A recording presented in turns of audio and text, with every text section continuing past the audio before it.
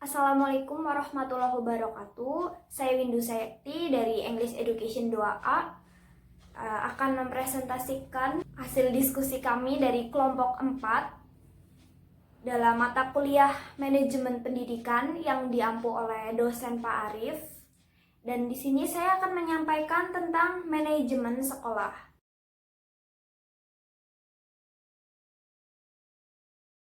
Ya, di PowerPoint sendiri sudah ada poin-poin materi tentang pengertian manajemen sekolah ya. Jadi di situ ada pengertian manajemen sekolah menurut Stoner. Manajemen secara umum yang dikutip oleh T. Handoko pada tahun 95, manajemen adalah proses perencanaan, pengorganisasian, pengarahan, dan pengawasan usaha-usaha para anggota, organisasi dan penggunaan sumber daya organisasi agar mencapai tujuan organisasi yang telah ditetapkan. Ya, jadi pengertian dari manajemen sekolah itu sendiri itu merupakan kayak suatu kegiatan yang dilakukan secara efektif ataupun efisiensi guna meningkatkan sistem kinerja yang ada di sekolah. Jadi di sini itu kan peran utamanya adalah kepala sekolah. Nah, oleh karena itu kepala sekolah itu dituntut agar dia itu mampu melaksanakan tugas dan fungsinya dalam mengelola berbagai komponen sekolah untuk mencapai tujuan sekolah. Ya, dan yang di slide kedua itu ada manajemen sekolah menurut para ahli. Terdapat 3 para ahli yang berpendapat mengenai arti dari manajemen pendidikan, yaitu yang pertama ada Terry Page dan J.B. Thomas, yang kedua ada Paul Monor, dan yang ketiga ada Sally Umana. Ya, pengertian manajemen sekolah menurut Terry Page dan J.B. Thomas. Jadi, pengertian manajemen sekolah menurut J.B. Thomas itu sendiri itu secara teori dan praktek dalam lembaga pendidikan. Ya, jadi yang dimaksud teori dan praktek di sini tuh jadi kayak mereka itu memberikan teori kepada para siswanya dan teori tersebut itu langsung diberi contoh atau dipraktekkan secara langsung kepada siswanya. Dan yang kedua itu ada manajemen pendidikan menurut Paul Monor. Jadi kalau menurut Paul Monor itu seperti lebih mengarah kepada lembaga doktrin pendidikan mengenai prosedur pembelajaran dalam kelas dan pengajaran guru. Ya, jadi yang dimaksudkan prosedur pada kelas dan pengajaran guru itu mereka tuh seperti lebih memfokuskan pada kegiatan belajar mengajar yang berlangsung di kelas gitu. Ya, jadi memang lebih memfokuskan pada murid dan gurunya itu yang berada di lingkungan sekolah itu sendiri. Dan yang ketiga ada manajemen sekolah menurut Sally Umana. Kalau menurut Sally Umana ini merupakan metode operasi yang saling terintegrasi antara pendidik dan masyarakat.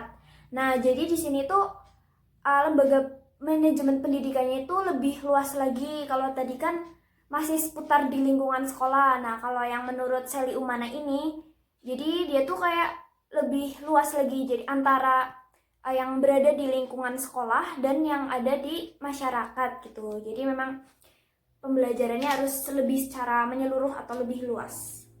Assalamualaikum warahmatullahi wabarakatuh. Halo semuanya, saya Johanna Chandrawati Firnani, NIM 08 dari kelompok 4 kelas 2A akan melanjutkan materi presentasi yang sebelumnya telah disampaikan oleh Windu. Nah, kali ini saya akan mempresentasikan materi tentang visi dan misi sekolah ataupun visi dan misi pendidikan. Nah, seperti yang sudah terpampang dalam slide PowerPoint kami, itu merupakan visi dan misi pendidikan yang kami kutip dari website kemendikbud.co.id.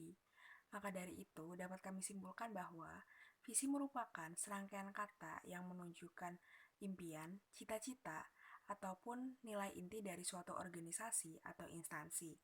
Dan fokus kita di sini adalah instansi pendidikan.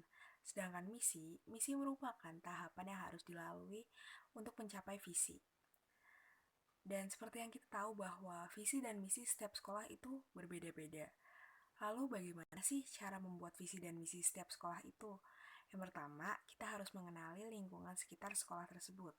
Dan yang kedua, kita harus menyusun tujuan dari sekolah tersebut. Dan yang ketiga, pastinya kita harus menyusun strategi dari tujuan tersebut. Jadi maksudnya kita harus menyusun strategi bagaimana sih untuk mencapai tujuan tersebut. Dan yang keempat, kita harus mengevaluasi dan mengendalikan strategi. Sekian materi yang dapat saya sampaikan, kurang lebihnya mohon maaf dan selebihnya akan disampaikan oleh Rifani. Terima kasih. Assalamualaikum warahmatullahi wabarakatuh. Perkenalkan, nama saya Rifani Syawulia Rahma, NIM 19010500004. Di sini saya akan menjelaskan tentang bagaimana ciri-ciri sekolah efektif. Di sini, sekolah efektif memiliki pengertian berbeda dengan efektivitas sekolah, di mana makna efektif merujuk pada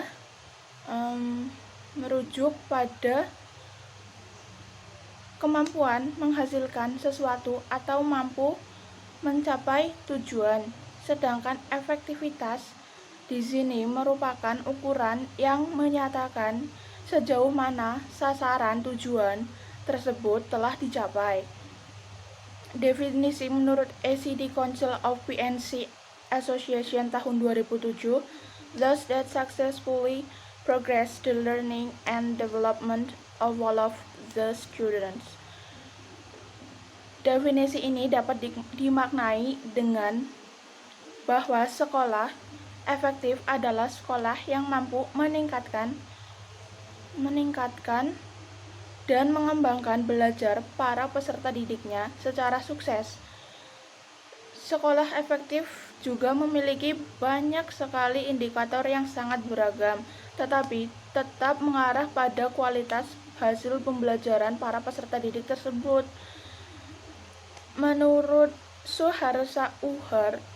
pandangan Suharsa Putra Uhar tahun 2010 bagian 65, terdapat 3 perspektif sekolah efektif, yaitu yang pertama ada perspektif mutu pendidikan, di mana penyelenggaraan layanan belajar bagi peserta didik. Di sini biasanya dikaji dalam hal konteks mutu pendidikan, yang dimana sangat erat hubungannya dengan kajian kualitas manajemen dan sekolah efektif. Biasanya sekolah dianggap bermutu apabila peserta didiknya mau itu sebagian atau keseluruhannya memperoleh nilai atau angka yang tinggi, sehingga berpeluang untuk melanjutkan ke jenjang yang pendidikan yang lebih tinggi. Yang kedua, ada perspektif manajemen. Di sini, manajemen sekolah merupakan suatu proses pemanfaatan seluruh sumber daya sekolah yang dilakukan melalui tindakan yang rasional dan sistematik. Di sini tujuannya untuk mencapai tujuan sekolah secara efektif dan efisien. Yang ketiga dan sekaligus terakhir ada perspektif teori organisme. Menurut Gurmstone dan Wellman dalam buku Suharsa Uhar 2010 bagian 66, di sini menyatakan bahwa sekolah efektif adalah sekolah yang mampu mewujudkan apa yang disebut sebagai self-renewing schools atau adaptive schools. Sekian penjelasan dari kelompok kami. Sekiranya jika ada pertanyaan, bisa langsung komentar di bawah video ini. Terima kasih. Wassalamualaikum warahmatullahi wabarakatuh.